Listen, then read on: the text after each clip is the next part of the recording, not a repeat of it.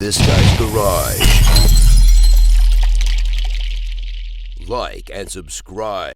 Before I open up to the first round, I just remind colleagues that the minister is here pursuant to the motion I had read into the record earlier today. And while there may be a almost irresistible temptation to stray from the motion, I will encourage members to ask questions relevant to the motion. Mr. Bazan, 6 minutes, please. Mr. Chair, and I want to thank the minister for being here, and I also want to reiterate her comments that we do thank the Canadian Armed Forces and NORAD for their diligence in making sure that we stay safe here at home and deal with something that was rather peculiar that we've never had to deal with in the past.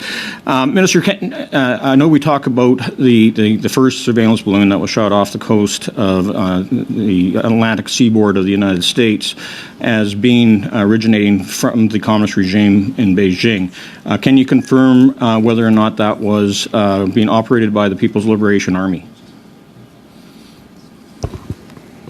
I can simply confirm that it was a surveillance balloon that originated in China.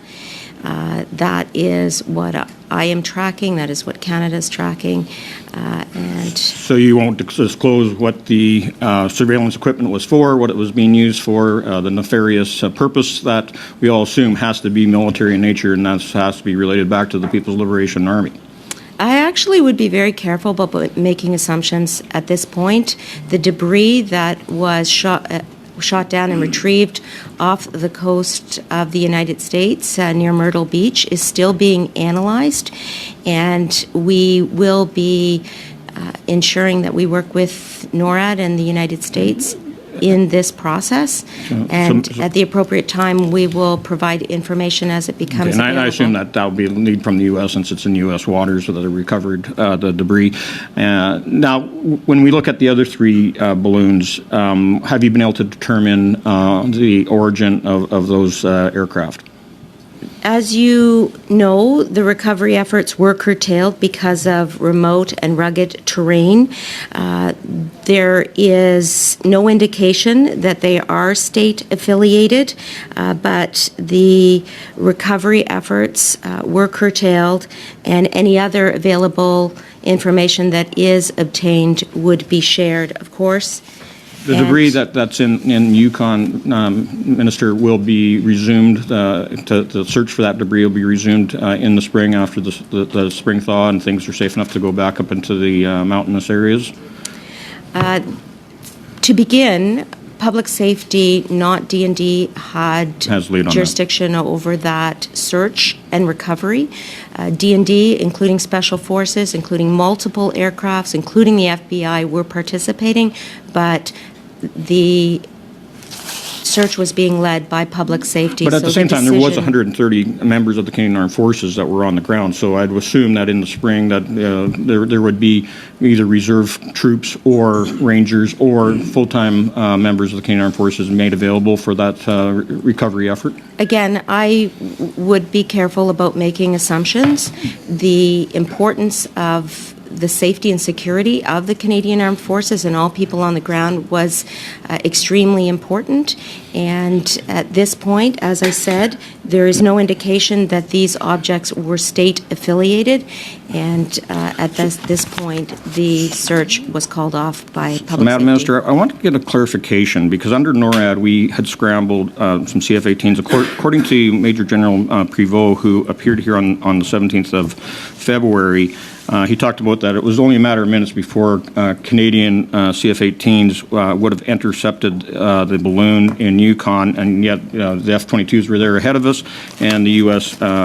fighter jets took it down. But then if you look at some of the other information that came out here from the Department of Defense in the United States, they also said that when the balloon entered Canadian airspace, that it was Canadian CF-18 fighter jets and CP-140 Aurora aircraft that did a closer examination of that asset. Why wasn't it shot down at that point in time rather than bring those fighter jets home and then scramble F-22s to take it out? Was it a capability issue? I'm going to ask my Chief of Defense staff. Well, I can to- have General Eyre answer that in the second hour if you're unable to. It's not that I'm unable to, but there is an operational component to the decisions that were being made. I will say, at a broad level, that both countries' aircraft under NORAD were being scrambled, and the decision to take down the suspected balloon was made by the Prime Minister using NORAD assets after phone calls with President Biden and with the Secretary of Defense, Lloyd Austin.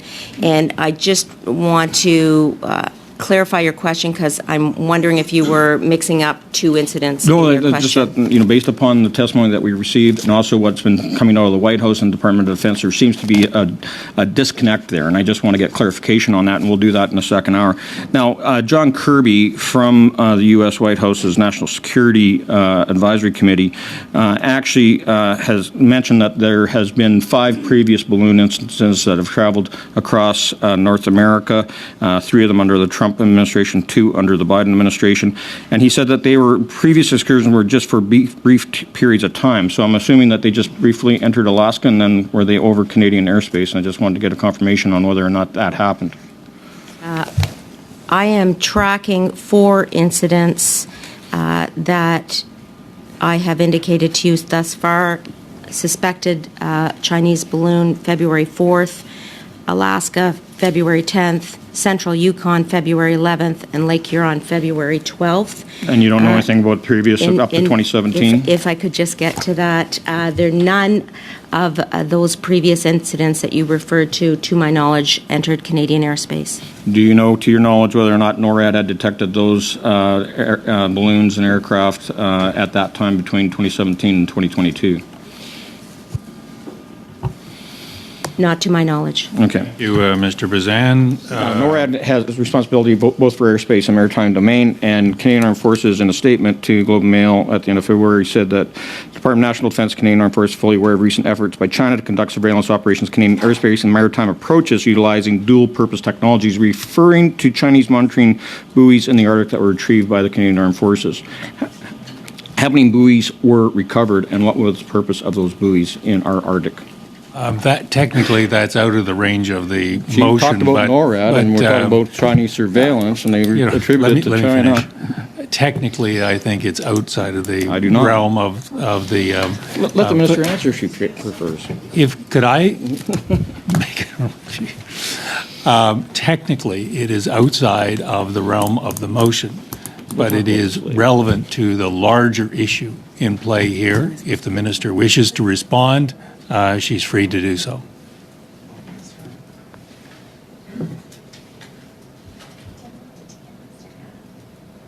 The buoys in Canadian waters were interdicted and retrieved because of operational security reasons and in an effort not to provide an adversarial advantage. I will say no more.